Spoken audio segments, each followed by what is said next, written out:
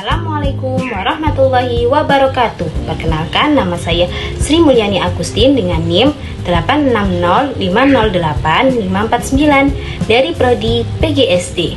Di video kali ini saya akan mempresentasikan tugas 3 di sesi 7. Maksud dari pembahasan pilar pendidikan adalah bahwa sendi pendidikan ditopang oleh semangat belajar yang kuat melalui pola belajar yang bervisi ke depan dengan melihat perubahan kehidupan. Pilar-pilar ini menopang seluruh proses belajar mengajar agar institusi dapat mencapai tujuan utamanya, yakni membentuk karakter dan potensi peserta didik secara holistik. Berikut ada rincian pilar pendidikan yang paling umum diacu yang dicetuskan oleh UNESCO. Yang pertama, learning to know atau belajar mengetahui. Berfungsi sebagai pilar pengetahuan, sistem pendidikan harus membekali siswa dengan pemahaman dasar, rasa ingin tahu, dan keterampilan belajar. Yang kedua, learning to do, yaitu belajar berbuat. Menitik beratkan pada penerapan, siswa didorong untuk tidak hanya tahu teori, tetapi juga mempraktikkan pengetahuan tersebut. Yang ketiga, learning to be atau belajar menjadi diri sendiri. Pilar membentukkan karakter. Dan yang keempat, learning to live together. Belajar hidup bersama, mengajarkan nilai toleransi.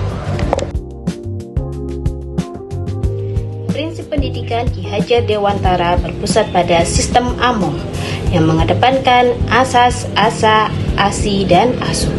Tujuannya adalah memerdekakan manusia secara lahir dan batin melalui 3 pilar kepemimpinan pendidik dan konsep tripusat pendidikan. Pada semboyan Ing Ngarso Sung Tulodo, di depan seorang pendidik harus memberikan teladan atau contoh yang baik bagi peserta didik. Ing Madyo Mangun Karso diartikan sebagai pendidik adalah yang memberikan semangat di tengah-tengah peserta didik. Dan yang ketiga, Tutwuri Handayani diartikan sebagai seorang pendidik yang terus-menerus memberikan semangat bagi peserta didik. Relevansi prinsip Ki Hajar Dewantara di era digital. Keteladanan moral Ing Ngarso Sung Tulodo dengan membanjirnya informasi dan potensi paparan konten negatif di internet. Guru tidak sekedar menjadi penyampai materi, tetapi mutlak menjadi teladan dan literasi digital dan etika bermedia sosial bagi peserta didik. Tantangan penerapan di era digital. Yang pertama, degradasi peran guru oleh teknologi. Ketergantungan berlebih pada platform digital menggeser posisi siswa dari subjek aktif menjadi pengguna pasif. Kesenjangan akses digital. Prinsip pendidikan inklusif Ki Hajar Dewantara terhalang oleh infrastruktur internet dan kepemilikan perangkat yang belum merata di berbagai daerah di Indonesia, yang memicu masyarakat ketertinggalan pembelajaran.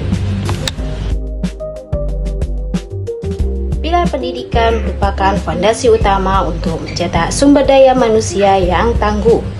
Melalui penerapan 4 pilar pendidikan UNESCO, berbagai persoalan pendidikan nasional seperti rendahnya literasi, kesenjangan kualitas, dan minimnya karakter dapat dijawab secara komprehensif. Adapun refleksi singkat mengenai cara kerja pilar-pilar tersebut. Yang pertama, learning to know atau belajar mengetahui. Mengatasi krisis literasi dan kemampuan analisis dengan membiasakan siswa tidak sekedar menghafal, melainkan memahami konsep dan kritis terhadap informasi. Yang kedua, learning to do atau belajar berbuat. Menjawab masalah pengangguran dan kesiapan kerja lulusan melalui pendidikan vokasi dan praktik langsung, sehingga ilmu teori bertransformasi menjadi keterampilan aplikatif. Learning to live together, belajar hidup bersama. Meredam isu intoleransi, radikalisme, dan perundungan di lingkungan sekolah dengan mengajarkan empati, kerjasama, dan saling menghargai keberagaman. Dan yang keempat, learning to be atau menjadi diri sendiri, yaitu mengembangkan karakter kemandirian dan potensi unik setiap siswa agar menjadi pribadi yang bertanggung jawab dan berintegritas tinggi. Sekian video presentasi dari saya. Wassalamualaikum warahmatullahi wabarakatuh.